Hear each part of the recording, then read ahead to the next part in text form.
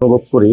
যে দেখেন হলো আমার হাতে হলো ইটটা হলো অনেক জোরে হলো আইসা লাগে, এবং প্রথমে হলো গ্লাসটা ভেঙে আমার সাথে যে আমার সহযোগী ছিল সে অনেক রক্তাক্ত হয়েছে, এবং ওইটার পরে আবার আমার কাছে এসেছে। গাড়িতে ইটটা এখনো আছে। এটা আমি পার্সোনাল জায়গা থেকে তারেক রহমানের উদ্দেশ্যে বলবো, আপনি মস্ত বড় একটা ভুল করেছেন, এবং এই ভুলের কাফারা আমি এটা পার্সোনালি নিলাম, আপনাকে দিতে হবে। আমাকে শেখ হাসিনা একবার জেলে নিয়েছিল, তার কাফারা উনি দিয়েছে, দিল্লিতে আছে। আমি আপনাকে অনেক আগে সতর্ক করেছিলাম, আপনি সতর্ক হন নাই। এটা আমি পার্সোনালি নিলাম, আপনি এটার কাফারা দিতে হবে। এবং আমাদের জীবন নিরাপদ না যে আপনার শাসন আমলে, এটা আজকে বাস্তবায়ন হলো। যদি মাথায় ইটটা হাতে না লেগে মাথায় লাগতো, তাহলে এতক্ষণ আমি জীবিত থাকতাম না।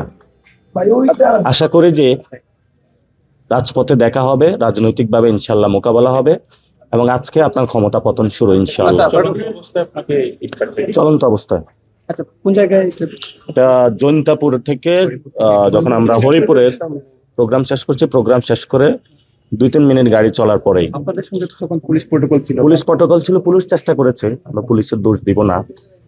কিন্তু যখন আজকে ইশরাক রাজপথ উত্তপ্ত করেছে, রাশেদ দীর্ঘদিন ধরে রাজপথ উত্তপ্ত করেছে, তো আমি মনে করি ইশরাক আজকে যখন মশাল মিছিলটা করেছে, এরপরে অ্যাটেম্প টু মার্ডার হয়েছে আমার উপরে, ফলত এই হত্যার জন্য দায়ী ইশরাকও।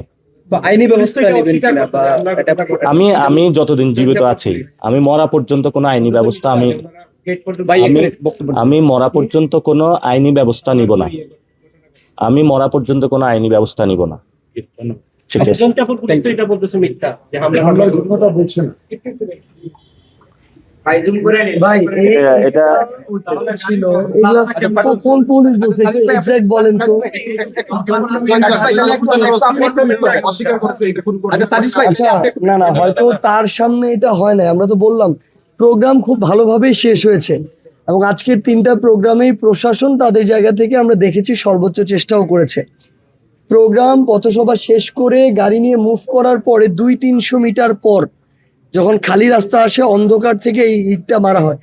যে কোনো অ্যাঙ্গেল থেকে ইটটা এমন ভাবে মানে তীক্ষ্ণ তির্যক ভাবে আসে, ট্রায়াঙ্গুলার হয়ে, যে কোনো জায়গা থেকে একটা মানুষের মাথায় যদি ওইটুকু স্পিডে এসে লাগে, তার মানে একটা মানে হতাহত হয়ে যাবে। আপনারা দেখলে বুঝবেন, পুরো গ্লাস ভেঙে পড়ে আছে। আর পুলিশ একটা কথা বললে হয়েছে, আমি জানি না আসলে। আমাদের এই পর্যন্ত সিলেটে 5টা গাড়ি ভাঙা হচ্ছে, একজনের চোখ নাই, কিন্তু আমার এই যে রক্তটা, এটা রেড লাইন ছিল তারেক রহমান। এই রক্তের প্রতিশোধ আমি আপনার থেকে ইনশাআল্লাহ নিব, কড়ায় গন্ডায় বুঝে নিব ইনশাআল্লাহ।